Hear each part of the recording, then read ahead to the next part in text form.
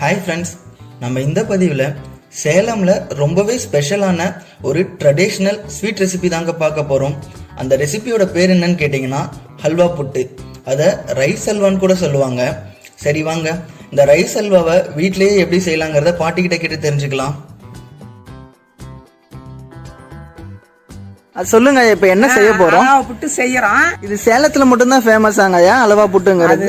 தெரியாது, அந்த ஒரு விஷயம் நம்மளுக்கு தெரியாது. சரி, நம்ம பக்கம் நடக்கிறது தான் எனக்கு தெரியும். சரிங்க. நீங்க இதை எவ்வளவு நாளா செஞ்சுட்டு இருக்கீங்க? நானு ரொம்ப நாளா செஞ்சுக்கிட்டு இருந்தேன். இப்போ 10 வருஷமா இல்ல. சரி, 10 வருஷம் கழிச்சுதான் இப்ப திரும்ப செய்ய போறீங்க. அலவா புட்டுங்கிறது ஏதாவது விசேஷத்துக்கு செய்யணும்? தீபாவளி, பொங்கல் நினைச்சா செய்யலாம். எப்படினாலும் இது பண்ணலாம். எப்ப வேணாலும் நம்மளுக்கு ஆசை இருக்கா, அதை சாப்பிடலாங்கிற ஒரு பிரியம் இருந்தா அதை வேணா செஞ்சுக்கலாம். சரி, இல்ல முன்னாடி எல்லாம் அது தீபாவளிக்கு தான் இது பண்ணுவோம், அப்படிலாம் எந்த ஒரு பிரச்சனையும் இல்ல. தீபாவளிக்கு நோம்பிக்கெல்லாம் இதை செய்யற வேலையே இல்ல. மீதி நாள்ல எப்ப வேணாலும் செய்யலாம். சரி, நம்மளுக்கு ஆசைப்படுற அன்னைக்கு செஞ்சுக்கலாம்னு வச்சுக்கோங்க. அவ்வளவுதான் இருக்கு இந்த அலவா புட்டுங்கிறது. அது எனக்கு விவரம் தெரிஞ்ச நாளைக்கு இருக்குது. விவரம் தெரிஞ்சுன்னா இப்ப எவ்வளவு வருஷமா இருக்கும்? இப்ப எனக்கு 60-70க்கு மேல ஆகுது. அதுல அது வரையிலும் இருக்குது அலவா புட்டு எல்லாம். அந்த நாள் வரையிலும் இந்த வரையிலும் அலவா புட்டு பேர்பட்டது. இப்ப இந்த அலவா புட்டு செய்ய என்னென்ன பொருள் எல்லாம் தேவைங்க? அரிசி 2 படி அரிசி ஊற வைக்கிறோம். ஊற வச்சு நல்லா மையாட்டம் ஆட்டணும். ஆட்டின பிற்பாடு தேங்காய் நல்லா பாக்க அரியணும். நல்லா பொடி பொடியா அரிஞ்சு போடுறோம். அந்த கூழ் கிண்டும் போது போட்டுக்கிறோம். போட்ட உடனே 2வது வெல்லம் அந்த கூழில் போட்டு நல்லா வேக விட்டு, மாவு நல்லா வேந்ததுக்கு பிற்பாடு தான் வெள்ளத்தையே போடணும். அப்புறம் திருப்பி வெந்ததுக்கு பிற்பாடு நம்ம பதம் தெரியும் வெந்தது. அதுக்கு பிற்பாடு வெள்ளத்தை போட்டு கிண்டி சத்த நேரம் அப்புறமேல நல்லா புழுங்க விட்டு, அப்புறம் நம்ம ஏலக்காயை நுணுக்கி போட்டு கிண்டி விட்டு நம்ம இறக்கி வச்சு அப்புறம் மொண்டு வைக்கலாம். சரிங்க. இது என்ன இனிப்பா? ஆமா, இனிப்பு. இது காரமாவும் செய்யலாமா? இனிப்பு மட்டும்தான்? காரமெல்லாம் செய்யக்கூடாது, இனிப்பு மட்டும்தான். உப்பு எல்லாம் அந்த மாதிரி ஏதாவது? உப்பு கொஞ்சம் போட்டுக்கணும். உப்பு கொஞ்சம், ஏன்னா ரொம்ப அதிகமும் உப்பு போடக்கூடாது. அதுக்கு தகுந்த மாதிரி நம்ம வெல்லம் போடுறோம்ல, அதுக்கு தகுந்த மாதிரி போட்டுக்கணும். என்னென்ன பொருள் தேவைன்னு சொல்லுங்க. 1 கிலோ அரிசி, 1.25 வெல்லம், 2 தேங்காய், ஏலக்காய்,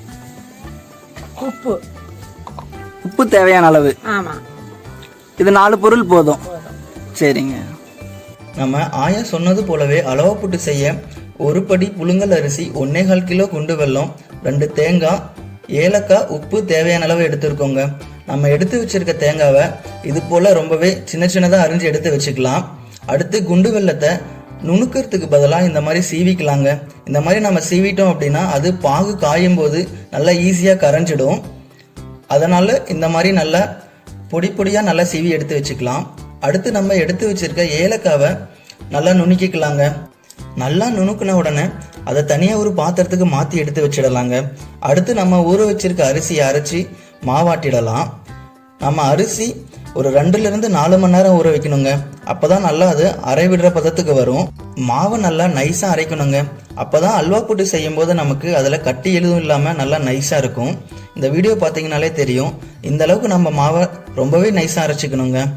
மாவை நல்லா அரைச்சிட்டு அதோட 1 டீஸ்பூன் அளவு உப்பு சேர்த்து அதை நல்லா மாவோட கலங்குற மாதிரி கலக்கிக்கலாங்க. நல்லா கலக்கிட்டோம் அப்படின்னா இப்போ அல்வா புட்டு செய்ய நம்ம தேவையான பொருட்கள் எல்லாமே ரெடி பண்ணிட்டோம். நீங்கள் அரிசியை மிக்சிலேயே நல்லா இந்த மாதிரி நைஸாக அரைச்சி எடுத்து வச்சுக்கலாங்க. அரிசி மாவு ஆட்டி எடுத்து வச்ச உடனே அல்வா புட்டு செஞ்சிடணுங்க. கொஞ்சம் லேட்டாகி மாவு புளிக்க ஆரம்பிச்சிருச்சு அப்படின்னா நமக்கு அந்த டேஸ்ட் கரெக்டாக வராது. அதனால் நம்ம என்ன பண்ணியிருக்கோம் அப்படின்னா தேங்காய், வெல்லம் எல்லாமே முன்னாடியே ரெடி பண்ணி வச்சுக்கிட்டு மாவை லாஸ்ட்டாக ஆட்டிட்டு அதுக்கடுத்து உடனே நம்ம அல்வா போட்டு செய்ய ஆரம்பிச்சிட்டோம். நீங்களும் இந்த மாதிரியே பண்ணிட்டீங்க அப்படின்னா மாவு புளிக்காது, உங்களுக்கு அல்வா போட்டோட டேஸ்ட்டும் ரொம்பவே நல்லா இருக்குங்க. அடுத்து ஒரு பாத்திரத்தில் 1 டம்ளர் அரிசிக்கு 4 டம்ளர் தண்ணிங்கிற கணக்கில் தண்ணி ஊற்றி நல்லா கொதிக்க வைக்கலாங்க. தண்ணி நல்லா கொதிச்ச உடனே நம்ம முன்னாடியே அரைச்சி எடுத்து வச்சிருக்க அரிசி மாவை அதில் கொட்டி கிளறிக்கலாம். அரிசி மாவை தண்ணியில் ஊற்றும் போது கொஞ்சமாக ஊற்றணுங்க. நம்ம எல்லா அரிசி மாவும் ஒரே டைமில் ஊற்றிட்டோம் அப்படின்னா மாவு கட்டி பிடிச்சிடும். மாவு ஊற்றுனதுக்கப்புறம் நீங்கள் கிளறாமல் விட்டீங்க அப்படின்னா அது கட்டி பிடிச்சிடும், அப்படி இல்லைன்னா அடி பிடிச்சிடுங்க. அதனால் கேப் விடாமல் மாவு வேகிற வரைக்கும் நல்லா கிளறிக்கிட்டே இருக்கணும். நம்ம கிளறும் போது ஆயா அந்த காலத்துல யூஸ் பண்ண கரண்ட்டை யூஸ் பண்ணாங்க. வாங்க அதோட பேர் என்ன, அதை எதுக்கெல்லாம் யூஸ் பண்ணுவாங்கன்னு கேட்டு தெரிஞ்சுக்கலாம். கையில வச்சிருக்கிறது என்னங்க ஐயா? ஆப்பா. ஆப்ப இது வித்தியாசமா இருக்கேங்க ஐயா. வித்தியாசமானது அது பழைய காலத்து ஆப்ப இதுதான். இப்ப எல்லாம் சில்வர் கரண்டி. சரி. இது பழைய காலத்து மாமூலு, இது ஆப்பத்தான். இந்த நாளையில புழங்கினதே ஆப்பத்தான். ஆப்பத்தான் சாப்பாட்டுக்கு குழம்புக்கு எல்லாமே ஆப்பத்தான். ஆப்பனா இது எப்படி செய்யறது? இது கொட்டாங்கச்சி, இது நம்மளாவும் செய்யலாம், ஆசாக்கிட்ட கொடுத்தும் செய்யலாம். கொட்டாங்கச்சி எடுத்துட்டு போய் இது மாதிரி மூங்கி எடுத்துட்டு போய் கோத்து கொடுன்னா கோத்து கொடுப்பாங்க. மாவு இப்போ நமக்கு நல்லா வெந்து கெட்டியான பதத்துக்கு வந்துடுச்சுங்க. இதுக்கடுத்து நம்ம அரிஞ்சு எடுத்து வச்சிருக்க தேங்காய், சீவி வச்சிருக்க வெல்லம், இது ரெண்டையும் இதோட போட்டு கலந்து கிளறிக்கலாங்க. இதுக்கடுத்து நம்ம அடுப்பை சிம்மில் வச்சுட்டோன்னா போதும். ஏன்னு கேட்டிங்கன்னா மாவு இப்போ நமக்கு நல்லாவே வெந்துடுச்சு. இதுக்கடுத்து வெல்லம் கரையறதுக்கான சூடு இருந்தால் போதும். அதனால் நம்ம சிம்மில் வச்சு நல்லா கிளற ஆரம்பிச்சுக்கலாங்க. மாவு நல்லா வெந்துடுச்சுங்கிறத கண்டுபிடிக்கிறதுக்காக ஒரு பாத்திரத்தில் தண்ணி எடுத்துட்டு நம்ம கையை அதில் நனைச்சிட்டு மாவில் வச்சு பார்த்தோம் அப்படின்னா கையில் மாவு ஒட்டாமல் வருங்க. அந்த மாதிரி பதத்துக்கு வந்துடுச்சுன்னா மாவு நல்லாவே வெந்துருச்சுன்னு அர்த்தம். அளவா புட்டு செய்ய இன்னொரு ப்ராசஸும் இருக்குங்க. அது எப்படி பண்ணுவோன்னு கேட்டிங்கன்னா, வெல்லத்தை நல்லா நுணுக்கிட்டு முன்னாடியே பாகு காய்ச்சிடுவோங்க. பாகு காய்ச்சி அதில் இருக்க தூசெல்லாம் வடிகட்டி தனியாக எடுத்து வச்சுட்டு அந்த பாகோட 1 டம்ளர் அரிசிக்கு 4 டம்ளர் தண்ணி சேர்த்து அந்த தண்ணி கொதிச்ச உடனே நம்ம ஆட்டி எடுத்து வச்சிருக்க அரிசி மாவை அதோட போட்டு கிளறிக்கிட்டே இருந்தோம் அப்படின்னா மாவு நல்லா வேகிற வரைக்கும் கிளறிட்டோம்னா நமக்கு அல்வா புட்டு ரெடி ஆகிடும். நீங்கள் அந்த ப்ராசஸ்லையும் செஞ்சுக்கலாம். இப்போ நம்ம அல்வா புட்டுக்கான மாவு ரெடி பண்ணிட்டோங்க. அடுத்து என்ன பண்ணலாம்னு ஆயிட்டே கேட்டு தெரிஞ்சுக்கலாம் வாங்க. இது இப்போ ரெடி ஆயிடுச்சு, உடனே சாப்பிட்றலாமாங்க ஐயா? ஆறுனாதான் இன்னும் சாப்பிட்டா நல்லா இருக்கும். இப்போ மொண்டு வைக்கலாம், மொண்டு வச்சு ஆறணும், நல்லா துணியில பிடிக்காத இருக்கும். அப்ப நம்ம செல்லாம் எடுத்து வச்சு சாப்பிட்டோம்னா நல்லா இருக்கும். சுட சுட எப்படி இருந்தாலும் ஆறி விட்டு தான் சாப்பிடணும். ஆறி விட்டு தான் சாப்பிடணும். மொண்டு வைக்கிறதுனா எதுல மொண்டு?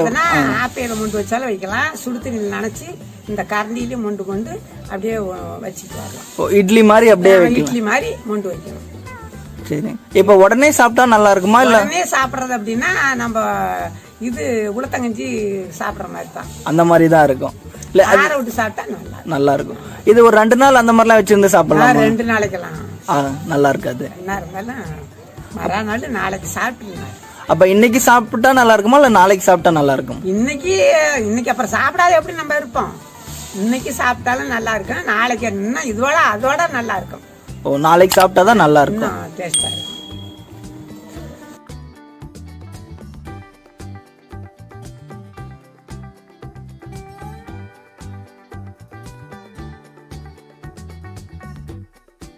குட்டி எப்படி இருக்கு? நல்லா இருக்கா? அது பேர் என்ன? நீங்க சாப்பிடுறது பேரு சொல்லுங்க. தெரியலையா? சரி, ஓகே.